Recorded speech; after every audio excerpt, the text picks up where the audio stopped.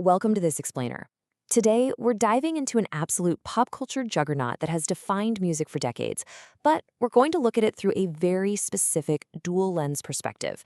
On one hand, we've got the staggering, record-breaking modern economic triumph of ABBA, and on the other, a complex, deeply layered academic evaluation of their 1970s origins.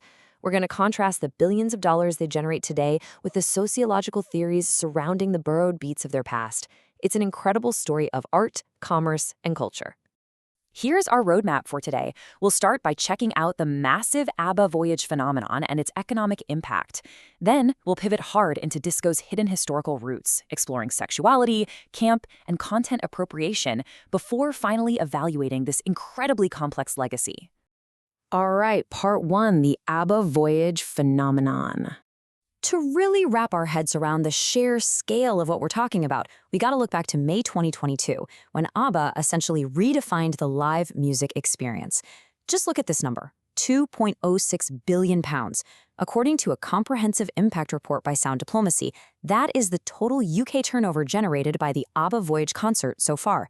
I mean, that number alone firmly establishes ABBA as not just nostalgic pop stars, but as absolute titans of modern entertainment and massive economic powerhouses.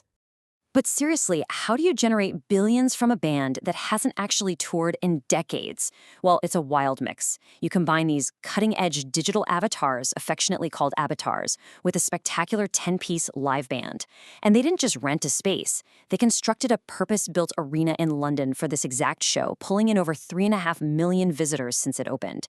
And what's really cool is how it fosters intergenerational engagement. You've got fans who bought the original vinyls back in the 70s, dancing right next to teenagers discovering the music for the very first time. Moving on to Section 2, Measuring Economic and Social Impact. You know, the footprint of this whole undertaking goes way beyond just ticket sales. On one hand, you have a massive international draw, with 19% of the audience traveling from completely outside the UK just to see the show. But locally, it is incredibly sustainable. Get this, 86% of the visitors in London and a whopping 94% of the staff travel to this purpose-built venue using public transit, on foot, or bicycle.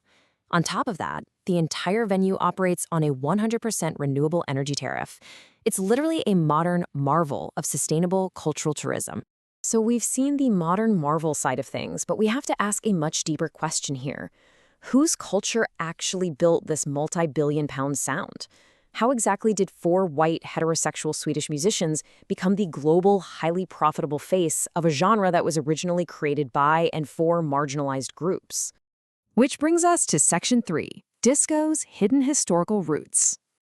To guide this next part of our explainer, we're drawing straight from a fascinating master's thesis by researcher Jonna Passanen out of the University of Oulu.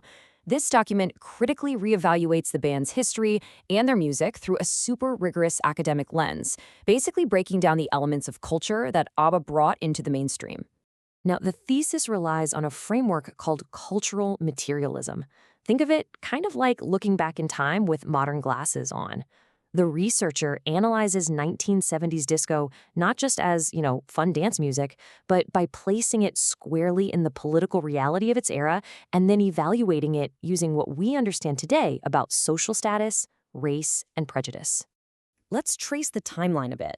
In the early 1970s, disco emerged in New York City strictly as an underground subculture, but as it gained mainstream popularity, it faced severe backlash. This all culminated on July 12, 1979, with Disco Demolition Night, a remarkably violent, physically destructive protest at a baseball game in Chicago. It was organized by a rock radio DJ and fueled by intense, homophobic, and anti-disco sentiments from rock fans, who literally rioted over music. Decades later, in the 1990s, frameworks like queer theory emerged, finally giving scholars the tools to retroactively critique the cultural constraints and prejudices of that 1970s era. Let's dive into Section 4, Sexuality, Queerness, and Camp. Back in the 1970s, society rigidly attached sexual orientations to musical tastes. It's wild to think about now, but on one side, rock music was heavily associated with heterosexuality, fixed identity norms, and mainstream dominance. On the flip side, disco music was the antidote to that. It was associated with homosexuality, subverting rigid gender binaries, and offering a safe space within the underground queer culture. Disco wasn't just music. For a lot of marginalized people, it was a lifeline and an identity.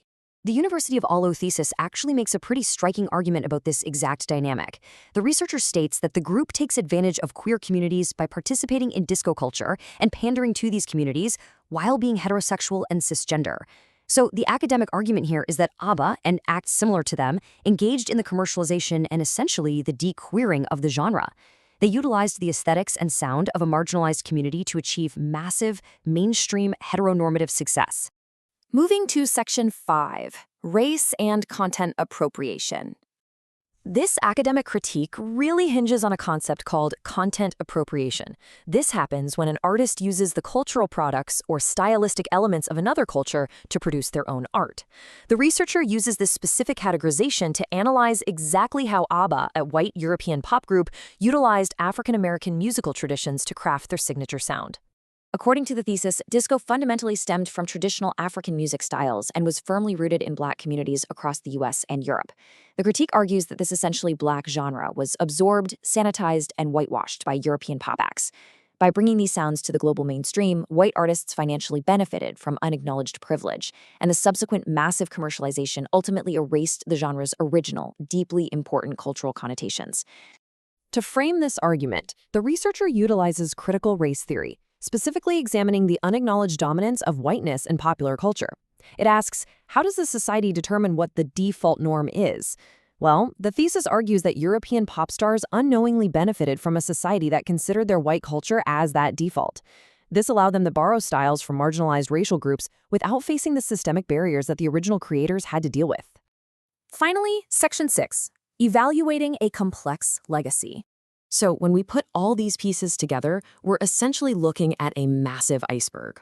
Above the surface, you've got this phenomenal £2 billion modern entertainment marvel that operates on 100% sustainable energy and creates immense community and intergenerational value.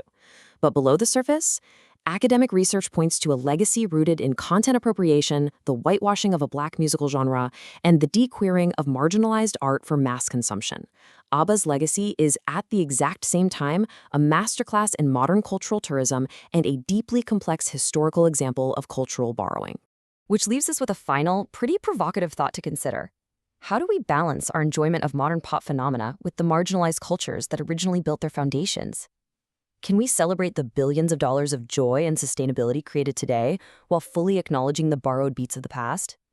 It's a fascinating intersection of art, commerce, and sociology, and it directly challenges how we consume pop culture right now. Something to chew on. Keep asking questions, keep learning, and thanks so much for joining me for this explainer.